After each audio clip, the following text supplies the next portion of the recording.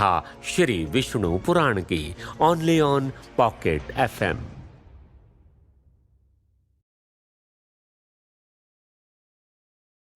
देवता और दानव मिलकर समुद्र को मथ रहे थे। वासुकी नाग के मुख से भीषण अग्नि बरस रही थी। भगवान विष्णु के अंशावतार कच्छप स्वरूप कूर्म भगवान की पीठ पर मंदरांचल पर्वत दक्षिणावर्त और वामावर्त घूमे जा रहा था। समुद्र की लहरें उछल रही थीं और समुद्र के जल में मंदरांचल पर्वत के तेज घूमने के कारण झाग उत्पन्न हो रहे थे। इस बार काफी देर समुद्र को मथने पर भी कोई रत्न बाहर नहीं निकला, किंतु समुद्र के भीतर एक दिव्य तेज आकृति ले रहा था। तभी अचानक से समुद्र के भीतर से एक भव्य तेजों में प्रकाश समुद्र के भीतर ही चारों तरफ फैलने लगा। ये दृश्य देखकर सभी हैरान रह गए। देवराज इंद्र समुद्र के भीतर ये प्रकाश देखकर बोल उठे, ये क्या प्रकट हो रहा है? क्या ये कोई हलाहल जैसा विष तो नहीं है? तभी मंदरांचल पर्वत के ऊपर स्थित ब्रह्मदेव ने कहा, हे देवताओं, हे दानवों, संभालो अपने आप को। एक साथ दो दो रत्न प्रकट होने वाले हैं और ये अंतिम रत्न होंगे। ब्रह्मा जी के ये शब्द सुनकर देवता और दानव सभी हैरान रह गए। तभी उस दिव्य प्रकाश से ओतप्रोत समुद्र में से एक प्रकांड दिव्य तेज प्रकट हुआ। ये देखते ही सभी की आंखें चमक उठी।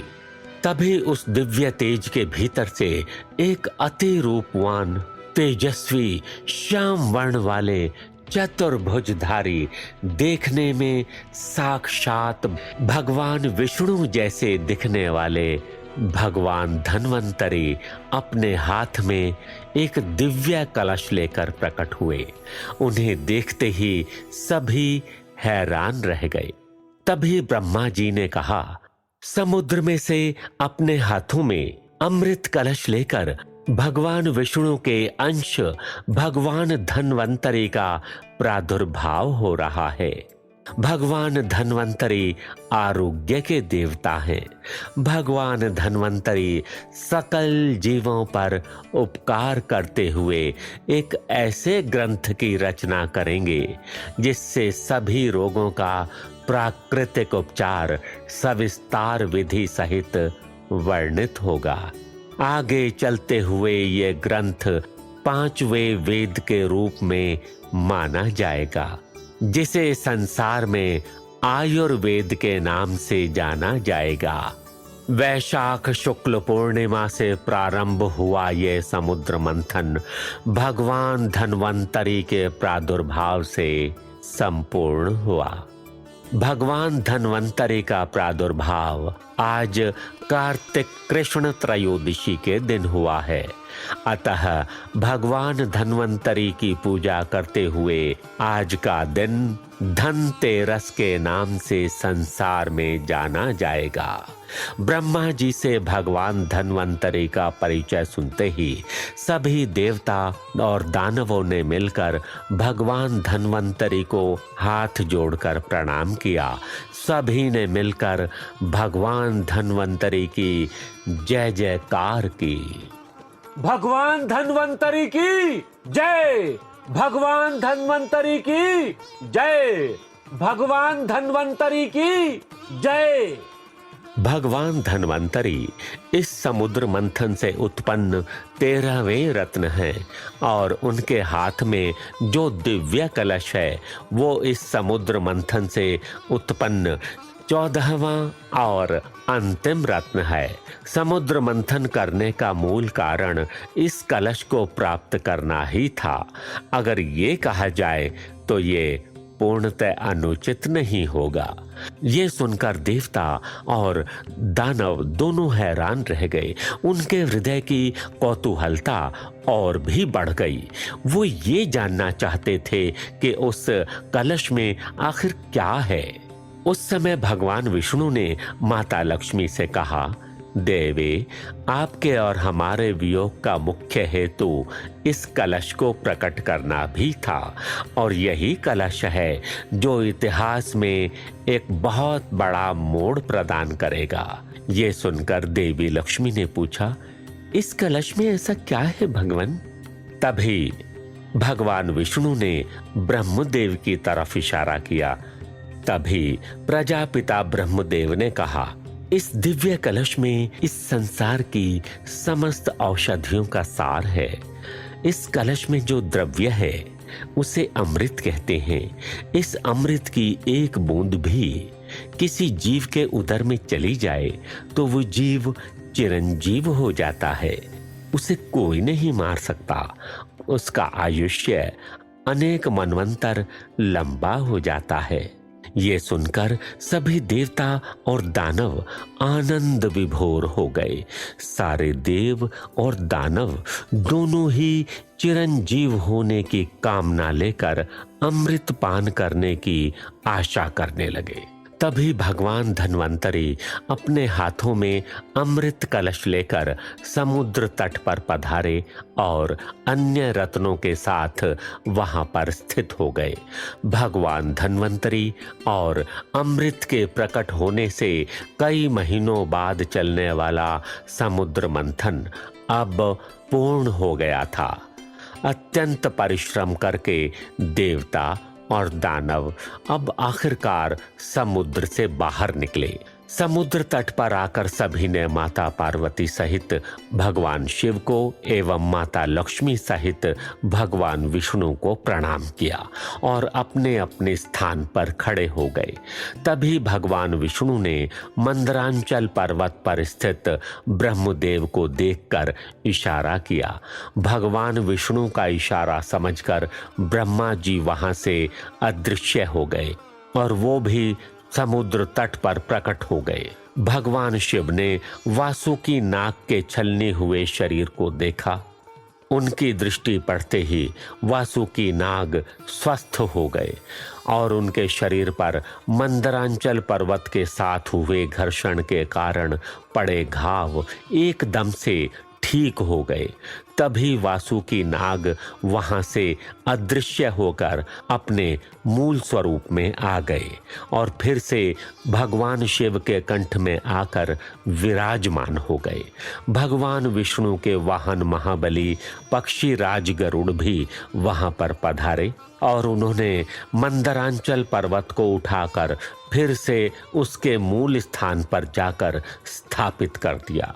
समुद्र के भीतर स्थित कूर्म भगवान अपने कच्छप स्वरूप से एक ज्योति में परिवर्तित हो गए और वो ज्योति भगवान हरि विष्णु में जाकर समाहित हो गई। इस तरह भगवान विष्णु का कूर्म अवतार संपन्न हुआ। सभी ने भगवान विष्णु के कूर्मावतार की जय जयकार की और अब समय था रत्नों के बंटवारे का। सभी देवता और दानवों की आंखों में चमक आ गई।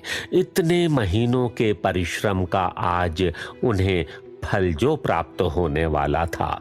देवता और दानव सभी रत्नों को प्राप्त करने के लिए उत्सुक थे और अन्य सभी ये जानने के लिए उत्सुक थे कि कौन सा रत्न किसके पास जाने वाला था।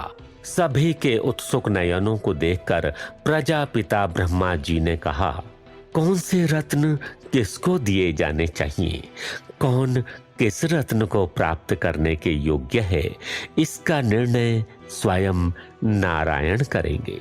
उनके मुख से निकला हुआ वाक्य हम त्रिदेवों की इच्छा ही समझनी चाहिए। क्या ये सबको स्वीकार है? ब्रह्मा जी के प्रश्न का देवराज इंद्र और दैत्यराज बलि ने एक स्वर में हमें स्वीकार है कहकर उत्तर दिया। तभी सभी जीवों के पालनहार भगवान श्री हरि विष्णु ने कहा, समुद्र मंथन के इस महान कार्य को सफलता पूर्वक परिपूर्ण करने का श्रेय देवता और दानव दोनों को ही एक समान जाता है। आप सबके असीम पुरुषार्थ और सामर्थ्य ने ये असंभव दिखने वाला विषम कार्य भी संभव कर दिखलाया। संभवतः ऋषि दुर्वासा के श्राप का यही उद्देश्य था कि देवता जिस संपत्ति और वैभव का विलास करते हैं उसे अर्जित करने का पुरुषार्थ क्या होता है ये देवता जान सकें, और दानव भी चाहे तो अपना अधिकार समझकर किसी भी वस्तु को छीनने के बदले पुरुषार्थ करके उसे अर्जित करें, क्योंकि इसमें अधिक आनंद भी है और यही न्यायपूर्ण भी है। और सबसे महत्वपूर्ण सीख जो ये समुद्र मंथन से ली जानी चाहिए वो ये है कि कोई भी कार्य जब एक साथ मिलकर किया जाए तो असंभव भी संभव होकर ही रहता है। जब देवता और दानव परम शत्रु होकर भी एक होकर एक महान कार्य को संभव कर सकते हैं तो धरती पर रहने वाली भिन्न भिन्न जाति, सभ्यता और भिन्न भिन्न धर्मों के लोग भी समय आने पर जब एक हो जाएं तो ऐसा कोई भी कार्य नहीं जो वो ना कर सकते हों। भगवान विष्णु की यह बात सुनकर देवता और दानव दोनों को अपनी अपनी भूल का एहसास हुआ। तब भगवान श्री हरि विष्णु ने कहा, अब बारी है रत्नों को योग्यता पूर्वक बांटने की। कुछ रत्नों ने तो पहले से ही अपने अपने स्थान का स्वयं ही चुनाव कर लिया है, इसलिए उन रत्नों को छोड़कर जो रत्न यहाँ पर हमारे समक्ष स्थित हैं उन्हें बांटने का कार्य शुरू करते हैं। हम क्रमशः एक एक रत्नों का नाम लेंगे और वो रत्न हमारी प्रज्ञा के अनुसार किसके पास जाना चाहिए उसका निर्णय करेंगे। यहाँ पर स्थित सर्वप्रथम रंभा और अन्य अप्सराएं ये सभी कलाओं में निपुण हैं। नृत्य, गीत एवं नाट्य शास्त्र में ये सर्वोत्तम हैं। अतः इनके कलाओं को स्वर्गलोक से अधिक और कोई भी स्थान देना उचित नहीं होगा, क्योंकि इस वर्ग के अतिरिक्त इनकी कलाओं को कोई न्याय नहीं दे पाएगा। इसीलिए हम रंभा और अन्य अप्सराओं को स्वर्गलोक को सौंपते हैं। ये सुनकर दैत्यराज बलि और देवराज इंद्र दोनों ही प्रसन्न हो गए, क्योंकि अभी तक मन ही मन में वो दोनों ही अपने आप को स्वर्ग का अधिपति समझ रहे थे। इसके पश्चात भगवान विष्णु ने कहा, अब बारी है उच्चैश्रवा अश्व की।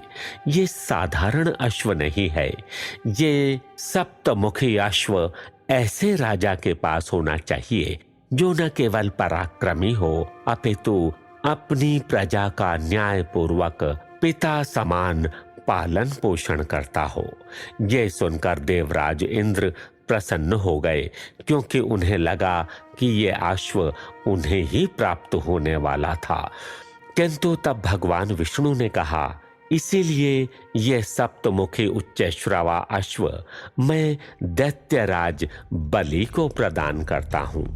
ये सुनकर महाराज बलि अति प्रसन्न हुए और उन्होंने हाथ जोड़कर भगवान विष्णु को प्रणाम किया। ये बात देवराज इंद्र को अच्छी नहीं लगी, लेकिन भगवान विष्णु के निर्णय पर वो कुछ बोल भी तो नहीं सकते थे। भगवान विष्णु ने आगे कहा, अब बारी आती है वारुणी की। वारुणी सुरा यानी कि मदिरा की देवी है। मदिरा तामसिक गुणों की वृद्धि करती है, अतः इनका देवताओं से कोई नाता नहीं होना चाहिए। देवताओं को सात्विक गुणों से युक्त सोम रस पीकर ही संतुष्टि करनी चाहिए। इसीलिए मैं मदिरा की देवी वारुणी को दानवों को सौंपता हूँ। भगवान विष्णु के इस निर्णय से सभी संतुष्ट थे। भगवान विष्णु ने आगे कहा, अब बारी आती है भगवान धन्वंतरी की। भगवान धन्वंतरी वैसे तो संपूर्ण विश्व के लिए हैं, किंतु उनका स्वरूप और स्वभाव देवों की तरह है। अतः मैं भगवान धन्वंतरी को स्वर्ग लोक को सौंपता हूँ। ये वाक्य सुनते ही महाराज बलि के राहु नामक मंत्री के मन में संशय होना शुरू हो गया। उसने तुरंत ही महाराज बलि के कानों में कहा, देखा महाराज, आखिर इस विष्णु ने भी देवताओं के साथ पक्षपात करना शुरू कर दिया। ये सुनकर महाराज बलि ने कहा, वो कैसे? तभी राहु ने कहा, सुना नहीं आपने कि इस विष्णु ने क्या कहा? उन्होंने स्पष्ट कहा कि इस धन्वंतरी का स्वभाव और स्वरूप देवता जैसा है, इसीलिए उन्हें स्वर्ग दिया जा रहा है। इसका मतलब तो साफ साफ यही होता है कि ये विष्णु भी स्वर्ग का अधिकारी देवताओं को ही मानता है। मंत्री राहु की बात महाराज बलि को उचित लगी और अब उनके मन में भी संशय उत्पन्न होने लगा था। तभी उसने कहा, मुझे और किसी चीज की कोई परवाह नहीं है, और कुछ मिले या ना मिले, बस केवल एक बार हम दानव अमृत पान कर लें। उसके पश्चात जो रत्न हमें चाहिए उसे प्राप्त करना कोई बड़ी बात नहीं है। महाराज बलि की बात सुनकर राहु मन ही मन हंसने लगा। उस तरफ देवराज इंद्र और अन्य देवताओं की दृष्टि भी अमृत के कुंभ पर स्थिर थी। कैसे करेंगे भगवान विष्णु अमृत का बंटवारा? किसी एक पक्ष को अमृत ना देकर क्या भगवान विष्णु दानवों के साथ अन्याय करेंगे? क्या रहस्य था भगवान विष्णु के इस अन्याय करने के पीछे? क्या होगा परिणाम जब एक पक्ष को अमृत मिलेगा और दूसरे पक्ष को नहीं?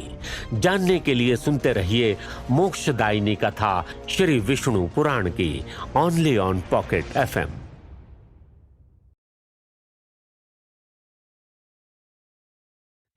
सेनापति